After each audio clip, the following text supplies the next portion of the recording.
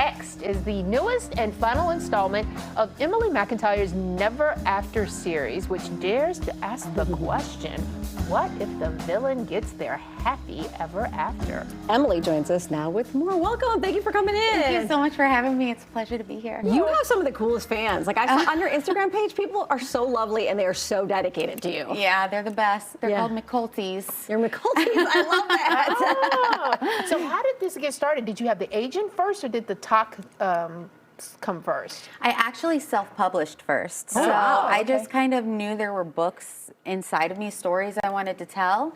I self-published and then they took off on social media and the publishers came and then the agent came. Oh, okay, so you did it in reverse order. Yeah. Very nice, but I imagine more fulfilling, I would imagine. Yeah, it was nice, and also it worked out well because I feel like I know more of the business side of it, so I'm able to kind of control more of it. This is really cool too, because this is an instance, you're an instance where we see social media really being a benefit, you know, for your industry, because it's just, I mean, people review it, people are like talking about it with other book lovers, and so it's really kind of gone far. Yeah, absolutely. I mean, how many followers do you have now? Oh, I don't know. On Instagram, it's definitely 150,000, 160,000 Crazy. on all the platforms individually. Crazy. Okay, so you got this little naughty side of you. Oh, you look so nice and innocent. Yeah, that's, you know, it's working. Yes, okay. So where did this little piece come from? I've always been a romance reader, and I've always liked kind of the spicy adult romances. And so I just kind of like writing adult romances, and it's part of that, you know, and I like to write about all of it. Yeah. And you like to root for the bad guy? Sometimes, yeah. I like flawed characters, and as a writer, I really like to push the boundaries of the reader and see how much I can bend your morals and kind of make you go, should I think this is okay? I'm going to do it anyway. Yeah, see what happens. And then you get an instant response, so you can know automatically, oh, that was the right decision, wasn't the right decision. But I find it interesting, you're going through all of this as you're going through stage 4 breast cancer. Yeah. How did when you found out about it, how did that make you start looking at what you're doing? You know, when I was actually misdiagnosed for 2 years. So when I was finally diagnosed, it was stage 3, and everything got put on pause. I honestly thought I was never going to be able to write again in any situation. I was very sick from the chemo they had me on, and I was kind of a workaholic before everything. And it really, actually, the silver lining of it was it made me reevaluate all of that and really focus on what was important in life. I have a 5-year-old daughter and my husband, so it helped me kind of balance work and life. Did it change the way you were telling stories at all? Did you lean less into maybe the villain side and more into the romantic, happily ever after? Well, the villains get the happily ever after.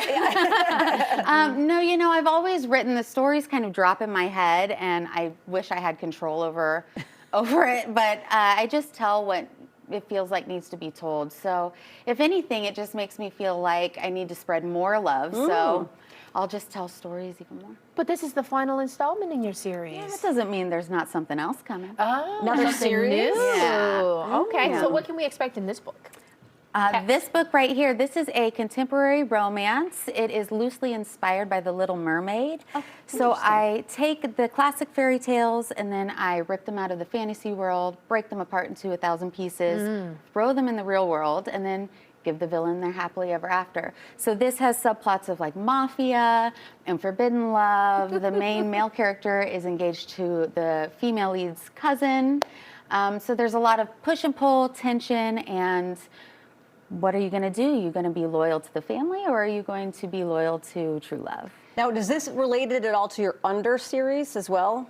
To the Beneath the Stars? Beneath the Stars, sorry, yes. No. That's a completely different Completely series. different, okay. But that is also being re-released in stores the beginning of next year. So Fantastic. if you're not a fan of the villain, you might be a fan of that. Okay, is that something what you started out with? Yeah, that's what I before you got, self-published. before you actually got published. Isn't that amazing? So what would your advice be to somebody out there who's probably inspired by you and wanting to do what you did? How would you tell them to approach this?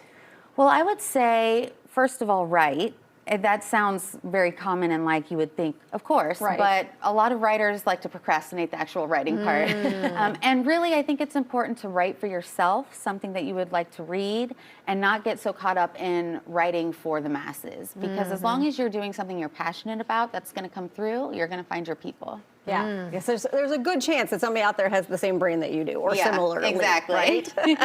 Well, this is awesome. Yeah, so cool. Emily, thanks for coming in. Thank you so much for having me. We love it. Yeah. So check out EmilyMcIntyre.com as you can get more information. You should check out her Instagram. It's really cute. Social media handles as well. Buy this and the other books wherever books are sold. Absolutely. Fantastic. Thank All you right, so thank much. you. Thank you for having me.